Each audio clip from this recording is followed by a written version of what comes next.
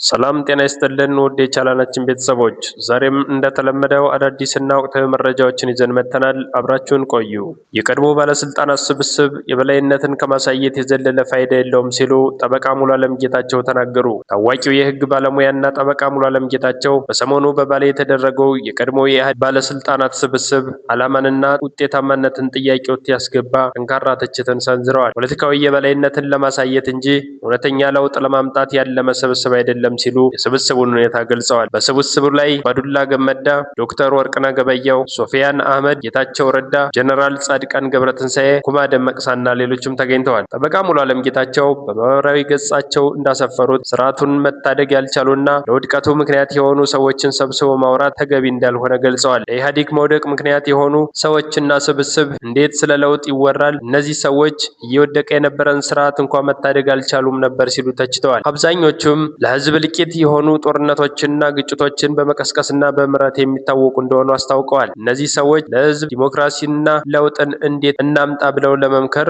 ወይስ ስልጣን ላይ የመቆየት ምስጢር ቀሰማ ነው ሲሉ ይደመጣሉ። ከ2010 ዓ.ም የለውጥ ጉዞ የሚባለው ፖለቲካ የተለያዩ አካሄዶችን እየተከተለ ይገኛል። የመጀመሪያው ከእነዚህ ኢትዮጵያን ለረጅም ጊዜ ሲመሩ ከቆዩ ባለስልጣናት ትምህርት ለመቅሰም ነው፣ እንዲሁም ለሀገራዊ መግባባቱ ለመክፈት እንደሆነ ይገለጻል። እንደ ሙሉዓለም ያሉ ጠበቃዎች ደግሞ በህዝብና ንብረት ላይ ከፍተኛ ጉዳት ያደረሱትን ባለስልጣናት ስህተቶችና ወንጀሎች ተጠያቂነት ሳያረጋግጡ እነዚህን ግለሰቦች ወደ ፖለቲካዊ ውይይት መጋበዝ ለተጎጂዎች ፍትህን መንፈግና የለውጥን ስርዓት ጥያቄ ውስጥ መክተት ነው ሲሉም ይከራከራሉ። በመጨረሻም ጠበቃው ስብስቡ የሚሰጠው ጥቅም ሁሉንም አስገበርኩ የሚል ስሜትን መፍጠር ነው ይላሉ። አሁን የተደረገው ስብሰባ የአሁኑ የብልጽግና መንግስት ካለፈው መንግስታዊ አስተዳደርና የፖለቲካ ፓርቲዎች ላይ የበላይነትን መቀዳጀትን ቁልጭ አድርጎ የሚያሳይ ነው ሲሉ ይደመጣሉ። በሌላ ዜና በሸዋ ቀጠና በ101ኛ የአየር ወለድ ኮማንዶ ክፍለ ጦር ላይ በተፈጸመ ደፈጣ ጥቃት በርካቶች ሙትና ቁስለኛ መደረጋቸው ታወቀ።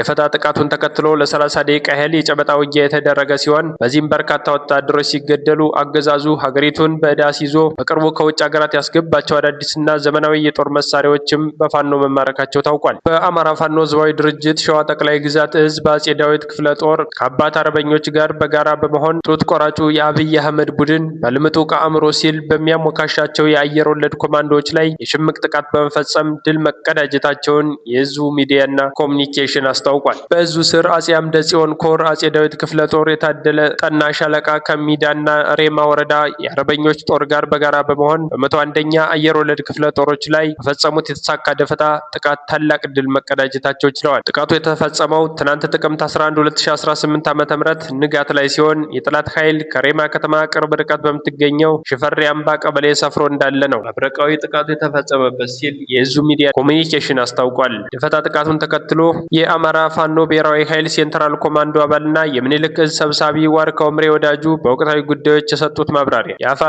ምኒልክ እዝ በዘመቻ ሳጅን አደም አሊ በርካታ ድሎችን ያገኘበት ምስጢር ምንድነው ተብሎ ለቀረበለት ጥያቄ የሚከተሉትን ሀሳቦች አስቀምጧል። የመጀመሪያው የአመራር ብቃት፣ የሁለተኛው የጦር መሳሪያ ብቃት፣ ሶስተኛው የታክቲክ ብቃት። የአመራር ብቃት የእዙ አባላት የሰለጠኑ ቁርጠኛና ተነሳሽነት ያላቸው በመሆናቸው የጦር መሳሪያዎች ብቃትና አጠቃቀም እንዲሁም የሎጂስቲክ ድጋፍ ወሳኝ ናቸው ሲል ተደምጧል። የጦር ሜዳ ስልቶች ወይም ታክቲክና የውጊያ ዘዴዎች ውጤታማነትን ወሳኝ ያደርጉታል ብለዋል። በሌላ በኩል የጠላት ድክመትም አንዱ ምክንያት እንደሆነ ይገልጻሉ። የጠላት ድክመት ወይም የአመራር ችግር፣ የሞራል ዝቅጠት፣ የጦር መሳሪያ እጥረት ስለነበረባቸው ለድል አብቅቶናል ብለዋል። ፋኖ ቁስለኞችን ለቀይ መስቀል ማስተላለፍና የሴት ፋኖዎችን ጡት በመቁረጥ መካከል ያለው መልእክት ምንድነው ሲሉ ተጠይቀዋል። እንዴት ተመለከትከው? ምስሉን ስታየውስ ምን ተሰማህ? የሚል ጥያቄ ነበር። የፋኖ ድርጊት ቁስለኞችን ማስረከብ፣ ይህ ድርጊት የሰብአዊነትና የሞራል እሴቶችን ከፍታ ላይ መሆኑን ያሳያል።